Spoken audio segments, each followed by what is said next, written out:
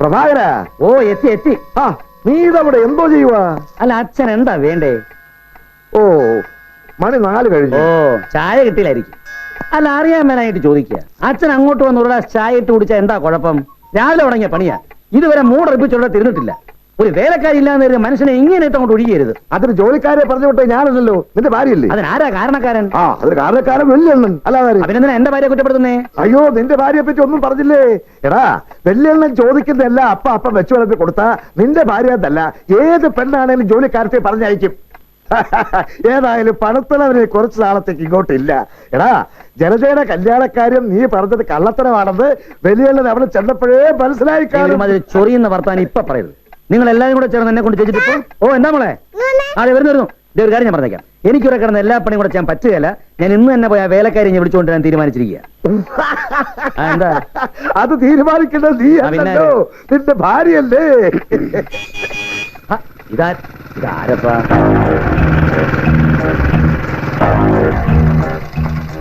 വല്യച്ഛൻ ഇവിടെ ഇല്ല. എവിടെ പോയിരിക്കുക? കൊച്ചുമോൻ സഹതാനോടെ പോയിരിക്കുക. അവിടെ ഇല്ലല്ലോ, ഞാൻ അവിടുന്നാ വരുന്നത്. ഇന്ന് രാവിലെ അങ്ങോട്ട് പോയത്. ഹലോ, 3-4 വരുന്ന കണ്ടു. പ്രത്യേകിച്ച് എന്തെങ്കിലും? ഇല്ല, നേരിട്ട് കാണേണ്ട കാര്യമാ.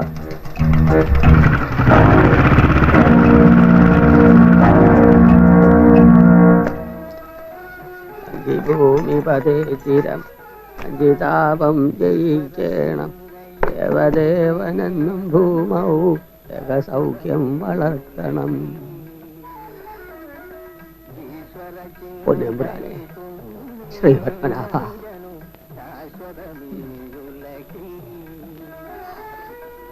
അമ്മേ അമ്മേ, നീ തിരുമനസിന്റെ ഫോട്ടോ മേശപ്പുറത്ത് വെച്ചു. എന്റെ ഭഗവതി, വിധി വെച്ചോ?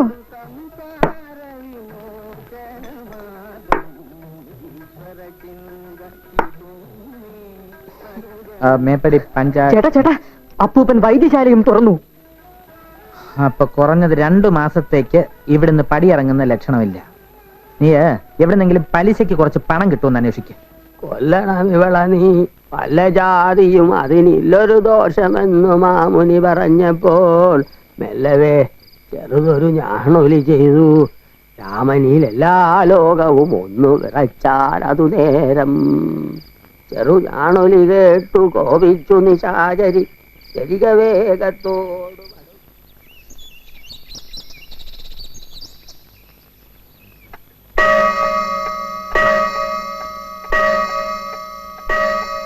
ഡോക്ടറെ ഒന്ന് കാണണം. ആയുർവേദമോ അലോപ്പതിയോ? ഏതാ നല്ലത്? സാവകാശമുണ്ടോ? അതെന്താ അങ്ങനെ ചോദിച്ചത്? ആയുർവേദമാണെങ്കിൽ സമയമെടുക്കും, അലോപ്പതി ആണെങ്കിൽ പെട്ടെന്ന് കഴിയും. ആയുർവേദ ഡോക്ടർ എന്റെ മോന പ്രഭാകരൻ, അലോപ്പതി അവന്റെ ഭാര്യ ഡോക്ടർ ഹേമലത. അലോപ്പതി മതി. അതെ, ഡോക്ടർ ഹേമലത ഒരു ദിവസം 10 രോഗികളിൽ കൂടുതൽ നോക്കാറില്ല. ജില്ലാശുപത്രിയിലെ ജോലി കഴിഞ്ഞ് അവൾ വളരെ ക്ഷീണിച്ചാ വരുന്നേ. ഇന്നത്തേക്കുള്ള 10 കൂപ്പണും കൊടുത്തുപോയി. ആയുർവേദം മതിയെങ്കിൽ ധാരാളം ഉണ്ട്. വേണ്ട, ഞങ്ങൾ നാളെ വന്ന് കണ്ടോളാം. ഈ കൺസൾട്ടിങ്ങിന് വരുന്ന രോഗികളുടെ അച്ഛൻ എന്തിനാ കുടുംബബന്ധം വളമാൻ പോകുന്നേ? ശരിയായ ബന്ധം പറഞ്ഞു കൊടുത്തില്ല എങ്കിൽ ഞാൻ ഈ വരാന്ത വാടകയ്ക്ക് എടുത്ത് ഇവിടെ ഇരുന്ന് വാച്ച് റിപ്പയർ ചെയ്യുന്ന ഒരു അന്യനാണെന്ന് ആളുകൾ വിചാരിക്കും. ആരാ ഇരിക്കാൻ പറയുന്നേ? ഇരിപ്പ് അധ്വാനം കണ്ടെത്തൊന്നും അച്ഛനാണെങ്കിൽ കുടുംബത്തിലെ ചെലവ് മുഴുവൻ നടത്തുന്നു. കുത്തി വല്ലതുണ്ടാക്കി ഇലിലല്ലേ കയറ്റി വെക്കുന്നേ? അച്ഛാ ഈ കുടുംബത്തിന് വേണ്ടി 5 പൈസ ചെലവാക്കാറുണ്ടോ? 5 പൈസ പിന്നെ നീയാ ചെലവാക്കുന്നേ? എടാ 18ാമത്തെ വയസ്സിൽ ഞാൻ തുടങ്ങിയതായി തൊഴില്. നീയും നിന്റെ ഭാര്യയും മനുഷ്യരെ ചികിത്സിക്കുന്നു, ഞാൻ ഈ നാഴിക മണികളെ ചികിത്സിക്കുന്നു. നിന്റെ പേരിന്റെ മുമ്പിലുള്ള എനിക്കില്ല അത്ര. അതൊക്കെ പോട്ടെ, ഈ വരുന്ന രോഗികളോടൊക്കെ എന്തിനാ ആയുർവേദത്തിന്റെ ടോക്കൺ ഇഷ്ടം പോലെ ഇരിപ്പുണ്ടെന്ന് പറയുന്നേ? ചെലവാകട്ടെ എന്ന് വെച്ചാ ഇന്ന് ചെലവായത് എത്രയാണെന്ന് അറിയാവൂ? 2. എന്താ കാര്യം? ബുദ്ധിയുള്ളവർ മാത്രമേ ആയുർവേദത്തിന് വരത്തുള്ളൂ. ബുദ്ധിയുള്ള ആൾക്കാർ നാട്ടിൽ കുറവാ, ഈ വീട്ടിലും. വരും.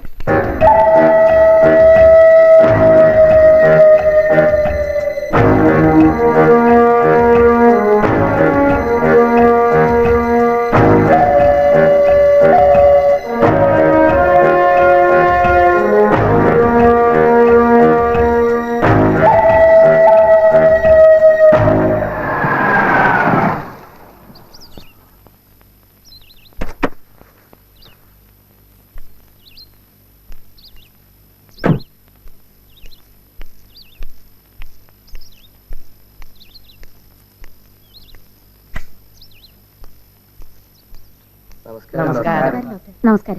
സോറി, ഞാൻ അല്പം ലേറ്റ് ആയിപ്പോയി. ഇപ്പൊ വരാം. അതായത് രക്തചന്ദനവും കസ്തൂരി മഞ്ഞളും ചേർന്നുള്ള ഒരു പ്രത്യേക കോമ്പിനേഷൻ. മുഖക്കുരുവോ? മുഖക്കുരു മാത്രമല്ല, ഏത് കുരുവിന്റെ പാടും മാറും. ഞാനല്ലേ പറയുന്നേ. പിന്നെ മാർക്കറ്റിന്റെ കാര്യമുണ്ടല്ലോ, അത് താനൊന്ന് ശ്രദ്ധിച്ചേ പറ്റത്തുള്ളൂ. എന്നാ മാത്രമേ പ്രൊസീഡ് ചെയ്യത്തുള്ളൂ. എടോ, കേശ സമൃദ്ധിയിലും ഊർജ 35-ലും നമുക്ക് വന്ന മിസ്റ്റേക്കിന് വരാൻ പാടില്ല. ഗോദ്രേജിനോ? കൊടുക്കാം. കൊടുത്തോ? എനിക്കതിൽ യാതൊരു പ്രശ്നവുമില്ല. ഇത് അതുപോലൊന്നുമല്ല. പേരോ? പേര് മുഖശ്രീ. എങ്ങനുണ്ട്? സമ്മതിച്ചേ? പേരിനേക്കാൾ തകർക്കും സാധനം. ഇന്നാണ് ഫോർമുല ഒന്ന് ഓക്കെ ആയത്. സാമ്പിളായ ഉടനെ അവിടെ എത്തിക്കുന്നു. അതൊക്കെ പോട്ടെ, പിന്നെ എന്തൊക്കെയുണ്ട് വിശേഷങ്ങള്? അവിടെ നല്ല മഴയൊക്കെ ഉണ്ടോ? ഹലോ ഹലോ, കട്ടായി. മൂന്നാമത്തെ തവണയാ. ആരോടായിരുന്നു ഈ കത്തി? ലവനെ, നമ്മുടെ രാമേന്ദ്രൻ. ഏത് രാമേന്ദ്രൻ? എന്റെ കൂടെ ആയുർവേദ കോളേജിൽ പഠിച്ചുകൊണ്ടിരുന്ന ഒരു രാമേന്ദ്രനില്ലേ, അവൻ കോഴ്സ് കംപ്ലീറ്റ് ചെയ്യാതെ നേരെ ഇങ്ങ് ബോംബെക്ക് ചാടി. ഇപ്പൊ അവിടെ ഒരു അഡ്വർടൈസിംഗ് ഏജൻസിയിലെ 5 ശമ്പളം വാങ്ങിക്കുന്ന മീഡിയ എക്സിക്യൂട്ടീവാ. കൂട്ടുകാരന് ബുദ്ധിയുണ്ട്. ആയുർവേദത്തിന്റെ പുറകെ കടിച്ചു തൂങ്ങിയില്ലല്ലോ. അല്ലാതെ ഇവിടുത്തെ പോലെ റിസർച്ച്. നിർത്ത്. നീ പരത്തോടെ പോയി ചായ കുടിക്കും. ഇന്ന് ഞാൻ ഏലക്കായൊക്കെ സ്പെഷ്യൽ ടീ ഉണ്ടാക്കിയിരിക്കുന്നത്. അല്ല, ഈ രാമേന്ദ്രനുമായിട്ട് എന്താ ഏർപ്പാട്? രാമേന്ദ്രനോടുള്ള ഏർപ്പാട് എന്താണെന്ന് വെച്ചാല് നമ്മുടെ ഇതില്ലേ, ഏത്? മുഖശ്രീ ഫേഷ്യൽ ക്രീം. അതിന്റെ മാർക്കറ്റിംഗിനെ സംബന്ധിച്ച് ഈ പൂക്കുല ലേഹ്യത്തിന്റെയും കേശ സമർത്ഥിനിയുടെയും ഒക്കെ കട അടച്ച് തീർത്തിട്ട് പോരെ മുഖശ്രീ? ബിസിനസ് ആവുമ്പോൾ ജയവും പരാജയവും ഒക്കെ സാധാരണമാണ്. ഇങ്ങനെ ഓരോന്ന് ചെയ്തല്ലേ നമ്മൾ പഠിക്കുന്നേ. ഗോദ്രേജ് പോലൊരു കമ്പനി വിൽപ്പന ഏറ്റെടുത്തു കഴിഞ്ഞാൽ മുഖശ്രീ മാർക്കറ്റ് കീഴടക്കും. അതെനിക്ക് ഉറപ്പാ. മുഖശ്രീയിലൂടെ നമ്മൾ നമ്മുടെ സർവ്വ ബാധ്യതയും തീർക്കും. രാമേന്ദ്രൻ കടുവറടാമോനെ കഴിഞ്ഞ ഒരാഴ്ചയായിട്ട് ബോംബെക്ക് വിളിച്ച് ഞാൻ ഈ കാര്യം പറഞ്ഞുകൊണ്ടിരിക്കുക. ഇന്നാണ് അവരൊന്ന് സമ്മതിച്ചു കിട്ടിയത്. അപ്പൊ ബോംബെക്ക് STD വിളിച്ച്? STD അല്ലാതെ ലോക്കൽ വിളിച്ച ബോംബെ കിട്ടത്തില്ലല്ലോ. അതുകൊള്ളാം. കഴിഞ്ഞ പ്രാവശ്യത്തെ ഫോൺ ബില്ലിന്റെ ഡ്യൂ ഡേറ്റ് നാളെയാ. അതെ, ഞാനും അക്കാര്യം നിന്നെ ഒന്ന് ഓർപ്പിക്കണം വിചാരിച്ചതാ. ഇത്തവണ പ്രഫലം അടച്ചാ മതി. ഞാനെങ്ങനെ അടയ്ക്കാനാ? ഈ മാസം എനിക്ക് പേഷ്യൻസ് കുറവായിരുന്നു എന്നുള്ളത് അറിയാൻ പാടില്ലേ? ഇത് കേട്ടാ തോന്നും മറ്റു മാസങ്ങളിലൊക്കെ പേഷ്യൻസിന്റെ തിരക്കായിരുന്നു. ഞാനല്ലല്ലോ STD വിളിച്ച് മണിക്കൂറുകളോളം സംസാരിക്കുന്നത്. ഫോൺ ബില്ലും വീട്ടു ചെലവും ബാങ്കുകാരുടെ കടവും എല്ലാം കൂടി നോക്കാനുള്ള വരുമാനമൊന്നും എനിക്കില്ല. ഇനി മുതൽ വിളിക്കുന്നവരെന്നെ അടച്ചാ മതി. എന്താ ബില്ല്? 1200. എന്തിനാ ഇങ്ങനെ വാ വിളിക്കുന്നേ? ഞാൻ പറഞ്ഞില്ലല്ലോ. എവിടെ ചെന്നാലും ഡോക്ടർമാര് വാ തുറക്കാനല്ലേ പറയാ. അതുകൊണ്ട് അഡ്വാൻസ് ആയിട്ട് പൊളിച്ചെന്നേ ഉള്ളൂ. അതിന്റെ കാര്യമൊന്നുമില്ല. മുഖം കണ്ടാല് ആയുർവേദം രോഗം നിശ്ചയിക്കും. അടേപ്പ് എന്താ അസുഖം? ചൂണ്ട് വിരലിന്റെ അറ്റത്തൊരു പെരുപ്പ്. എത്ര ദിവസമായി തുടങ്ങിയിട്ട്? 1 മാസമാകുന്നു. 1 മാസമായിട്ട് വെച്ചോണ്ടിരുന്നോ? ഇനി പിന്നെ ആ പെടലി ഒന്ന് തിരിച്ചു നോക്കി. പ്രയാസമുണ്ടോ? ഉണ്ട്. തിരിക്കാൻ പ്രയാസമുണ്ട്? ഉണ്ട്. അമ്മാൻ എന്താ ജോലി? എനിക്ക് പണിയൊന്നുമില്ല. എന്റെ മക്കൾ 2 പേരും ഗൾഫിലാ. അപ്പോൾ പണത്തിന് ക്ഷാമമില്ല. ക്ഷീരബല 101 ആവർത്തി, ഒരു 10 ദിവസം നസ്യം, ഒരാഴ്ച തളം, 1 മാസം കഷായം. പെടലിക്ക് പുരട്ടാവുന്ന എണ്ണയുണ്ട്, അതുകൊണ്ട് കുറഞ്ഞോളും. ഇനി വീണ്ടും ശല്യം ചെയ്യാതിരിക്കാൻ നമുക്കൊരു പിരിച്ചിൽ ഒരു കിഴിയും കൂടെ നടത്തി കളയാം. ആട്ടെ, ഇപ്പൊ എത്ര വയസ്സായി? 65. ഒരു ബോട്ടില് ഊർജ 35 ഞാൻ ഫ്രീ ആയിട്ട് തരാം. അതിവിടെ ഞാൻ തന്നെ ഉണ്ടാക്കുന്നതാ. രാത്രി കിടക്കുന്നതിന് മുമ്പ് ആരോടും പറയാനൊന്നും പോണ്ട, രഹസ്യമായിട്ടാൻ കഴിച്ചു. അതെന്തിനാ?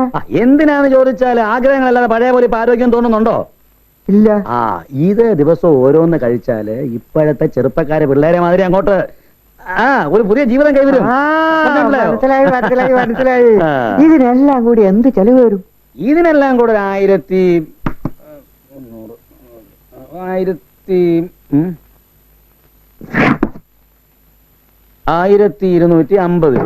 അത്രേ ഉള്ളൂ.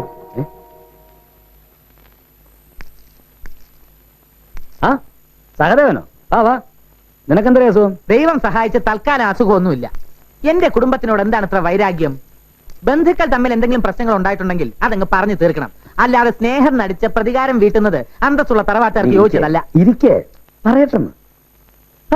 ഞാൻ എന്ത് പ്രതികാരം ചെയ്തെന്നാണ് ഈ പറയുന്നേ? എന്ത് ചെയ്തെന്നോ?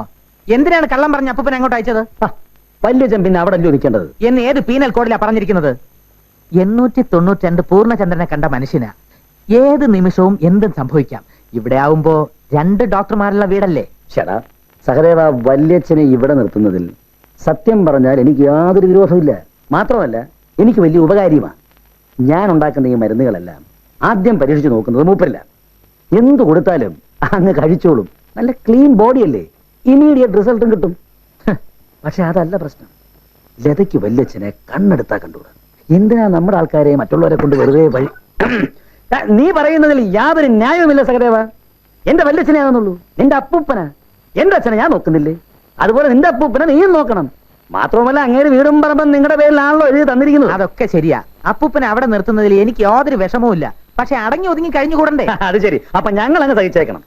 സഹദേവ ഈ വീട്ടിലെ സകലമാന കാര്യങ്ങളും ചെയ്യുന്നത് ലത ഒറ്റൊരുത്തിയ. രാവിലെ എന്തെല്ലാം പണി കഴിഞ്ഞിട്ട് ആ പാടം ഹോസ്പിറ്റലിലേക്ക് പോകുന്നറിയാമോ? വൈകിട്ട് തിരിച്ചു വന്നാൽ അവർക്ക് നിന്ന് തരിക നേരമുണ്ടോ? ഇതിനിടയ്ക്ക് MD പഠിക്കണം, അതിനിടെ വല്യച്ഛന്റെ കൂടെ സൗകര്യം നോക്കണം എന്നൊക്കെ പറഞ്ഞാൽ സ്വല്പം ബുദ്ധിമുട്ടാ.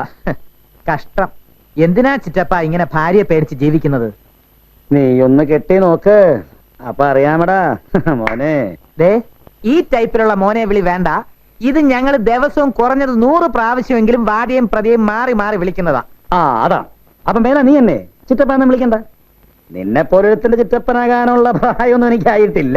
എന്ത് പ്രായമായാലും എന്റെ ചിറ്റപ്പനല്ലേ എനിക്ക് ചിറ്റപ്പാന്ന് വിളിക്കാൻ പറ്റൂ. ചിറ്റപ്പാന്നുള്ള വിളി ചിറ്റപ്പൻ ഇഷ്ടമല്ലാന്ന് കരുതി ഞാൻ ആരെങ്കിലും കയറി ചിറ്റപ്പാന്ന് വിളിച്ചാൽ അവരുടെ ചിറ്റപ്പന്മാരെ എന്നെ ഓടിച്ചിട്ട് തല്ലും. അതിന്റെ ക്ഷീണം ചിറ്റപ്പനില്ല. അതെന്താ ചിറ്റപ്പൻ മനസ്സിലാക്കാത്തത്? ഞാൻ പറഞ്ഞു വന്നത്, തൽക്കാലം ഒരു ഗോൾ അടിച്ചു എന്ന് കരുതി ചിറ്റപ്പൻ ജയിച്ചു എന്ന് കരുതണ്ട. കളി ഇനിയും ബാക്കിയുണ്ട്.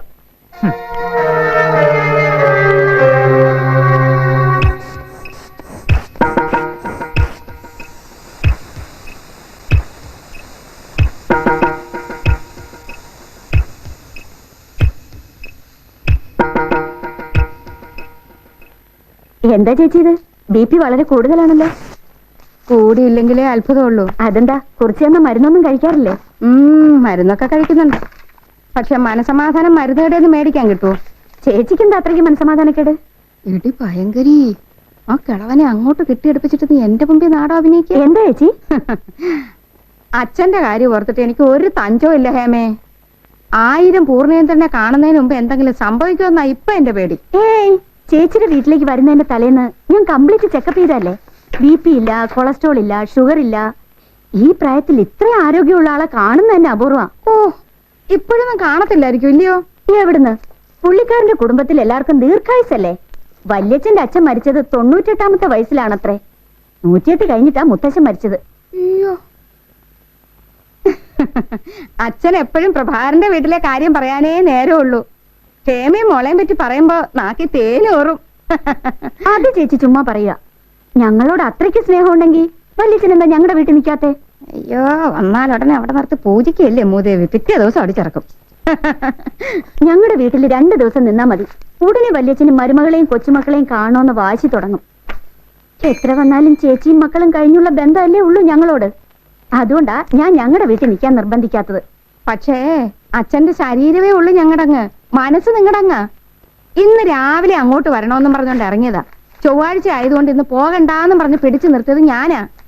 നാളെ നേരം വെളുക്കുമ്പോ ആള് നിങ്ങടങ്ങ് എത്തും. ഈശ്വര, ചതിച്ചോ? കൊറേ കഷ്ടപ്പെട്ടിട്ട് എങ്ങനെയെങ്കിലും അവിടെ നിന്ന് പറഞ്ഞയച്ചത്. നാളെ വീണ്ടും അങ്ങോട്ട് കെട്ടിയെടുക്കോ? എന്താ ഹേമേ? ഏയ്, ദേ, അച്ഛന്റെ കാര്യത്തിൽ നല്ല ഒരു ശ്രദ്ധ വേണം കേട്ടോ. അത് പിന്നെ പറയണോ? അച്ഛൻ പച്ചവെള്ളത്തിൽ കുളിക്കണമെന്ന് വാശി പിടിക്കും. വെള്ളം ചൂടാക്കി തന്നെ കൊടുക്കണേ ഹേമേ. ചേച്ചി 2 ഗുളിക കൂടി കുറിച്ചിട്ടുണ്ട്, മുടങ്ങാതെ കഴിക്കണേ. ഓ, എന്നാ ചേച്ചി ചെല്ല്. പിന്നെ എണ്ണ കുരുമുളക് ഇട്ട് മൂപ്പിച്ചേ കൊടുക്കാവൂ. പച്ച വെളിച്ചെണ്ണ അച്ഛനെ പിടിക്കത്തില്ല. അപ്പൊ പറഞ്ഞ പോലെ ഞാൻ വരട്ടെ ഹേമേ.